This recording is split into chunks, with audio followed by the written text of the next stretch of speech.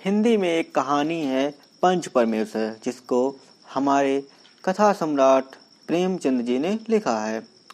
प्रेमचंद जी, जिनको उपन्यास सम्राट कहा जाता है, मुंशी प्रेमचंद जी का जन्म 31 जुलाई 1880 ईस्वी में उत्तर प्रदेश के वाराणसी जिले के लम्ही नामक ग्राम में हुआ था। उनकी माता का नाम आनंदी देवी तथा पिता का नाम अजायब राय था। इनके बचपन का नाम धनपत राय था। ये गरीब परिवार में जन्म लेने और अल्पायु में ही पिता की मृत्यु हो जाने के कारण इनका बचपन बड़े अभाव में व्यतीत हुआ, किंतु जिस साहस और परिश्रम से इन्होंने अपना अध्ययन जारी रखा, वह साधनहीन किंतु कुशाग्र बुद्धि और परिश्रमी छात्रों के लिए प्रेरणादायक है। इनकी जो पढ़ाई लिखाई थोड़ी जैसे भी रही, बहुत अच्छे से इन्होंने अपने ईमानदारी से मेहनत के साथ किया और सन 8 अक्टूबर 1936 में सरस्वती या प्रतिभा संपन्न जलोधर रोग के कारण इन सपूत का भौतिक संसार से सदैव सदैव के लिए अलविदा कह के चले गए। इन्होंने अपने उपन्यास लिखे हैं जो कि सेवा सदन, गोदान, गबन और कर्मभूमि, प्रतिज्ञा, मंगलसूत्र आदि हैं। मंगलसूत्र जो इनका उपन्यास है वह अपूर्ण माना जाता है। नाटक में बात करें तो नाटक में प्रेम की बेदी, करबला आदि महत्वपूर्ण है।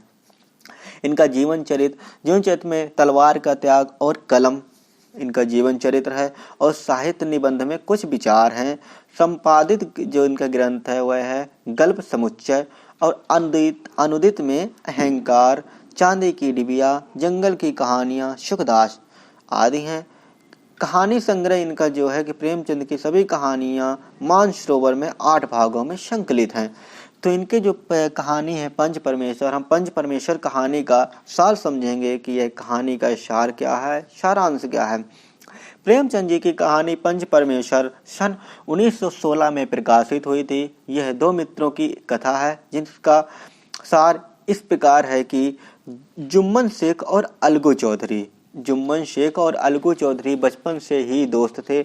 दोनों को एक दूसरे पर पूरा भरोसा था। वे साथ खाते पीते नहीं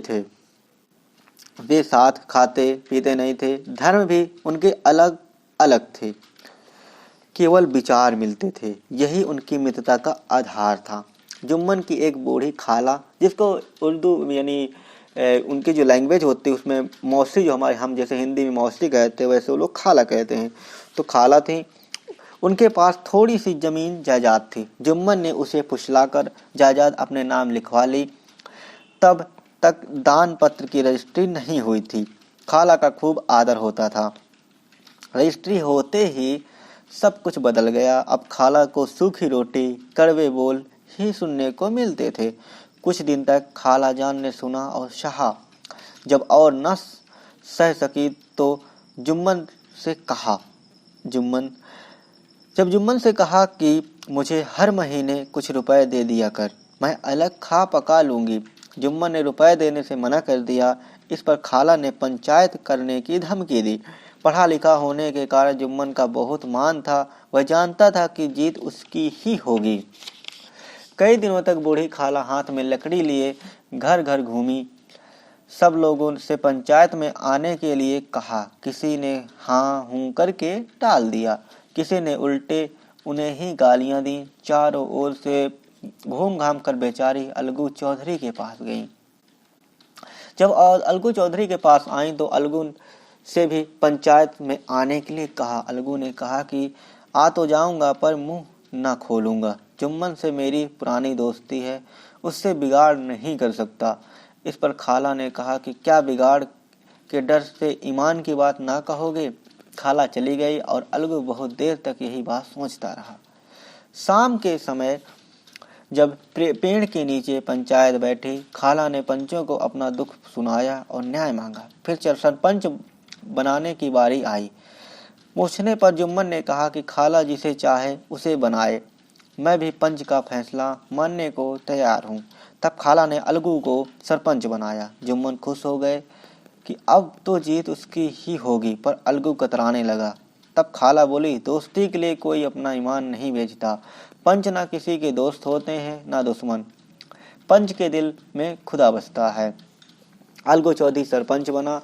अब जुम्मन ने अपनी बात पंचों से कही कि खाला की इजाज़त से मुझे ज़्यादा फायदा नहीं होता है, इसलिए मैं उन्हें हर महीने खर्च नहीं दे सकता। फिर इस तरह ही कोई लिखा पढ़ी भी तो नहीं हुई थी। इस बात पर अलगू जुम्मन से सवाल जवाब करने लगा। जुम्मन हैरान था। फिर अलगू ने फैसला सुनाया।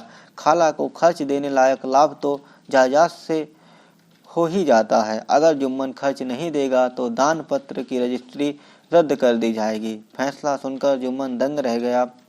उसे अलगू से ऐसी उम्मीद ना थी। दूसरी ओर सब लोग अलगू की सच्चाई की तारीफ करने लगे। इस फैसले से अलगू और जुम्मन को दुश्मन बना दिया। सच के एक झोंके ने दोस्ती की जड़ हिला दी।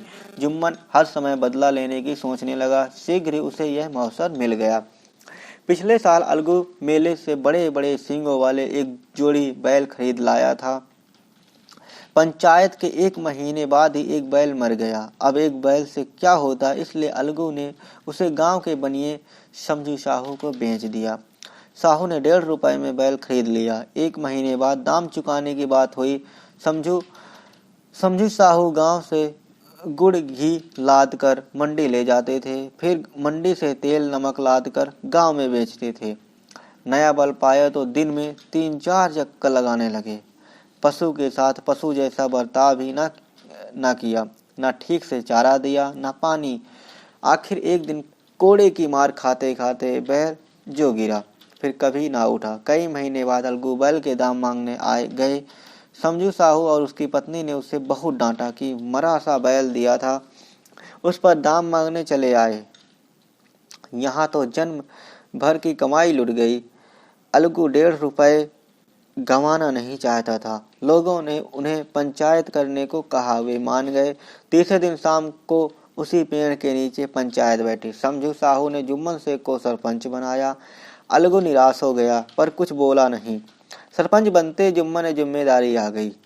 वे न्याय और धर्म के शासन पर बैठे थे। यह समय निजी बदला लेने का नहीं था। उन्हें केवल सच ही बोलना चाहिए। पंचों ने समझू साहू और अलगू चौधरी से सवाल जवाब किया। अंत में जुम्मन ने फैसला सुनाया कि जब बैल खरीदा गया था तब वह बीमार नहीं था। समझू साहू की लापरवाही और अत्याचार के कारण ही वह बैल मरा है। समझू साहू अलगू चौधरी को बैल के पूरे दाम दे। अलगू चाहे तो दाम कुछ कम कर सकते हैं। अलगू खुशी से झूम पड़ा, उठ खड़ा हुआ और जोर से बोला, पंच परमेश्वर की जय। थोड़ी देर बाद जुम्मन अलगू के पास आया, गले लिपट कर बोला, आज पता चला कि पंच न किसी का दोस्त होता है, न जुम्मन न दुश्मन होता है। पंच तो परमेश्वर के वास करते हैं। अलगू रोने लगा। दिल का मैल धुल गया। मित्रता की मुरझाई हुई लता फिर से हरी भरी हो जाती है। इसमें जो टाइटल था इसका, पंच परमेश्वर, उसका सिर्फ इतना ही तात्पर्य था कि जो पंच होते हैं वह किसी के ना तो दोस्त होते हैं ना दुश्मन होते हैं। उन्हीं में ही ईश्वर का वास होता है, क्योंकि उन्हें धर्म और न्याय के साथ अपनी बात कहनी होती है। जो भी बोल रहे होते हैं न्याय के साथ बोल रहे होते हैं। इस कहानी से हमें यह सीख मिलती है कि जो हम बोलते हैं अपने एक धर्म के रूप में बोले, सरपंच के रूप में बात करें, ना गलत बोले, ना किसी को दुश्मन दोस्त, क्योंकि यदि पंच जो होता है उस पर परमेश्वर का वास होता है, इस तरह हम मनुष्य हैं, हम पर भी ईश्वर का वास होता है।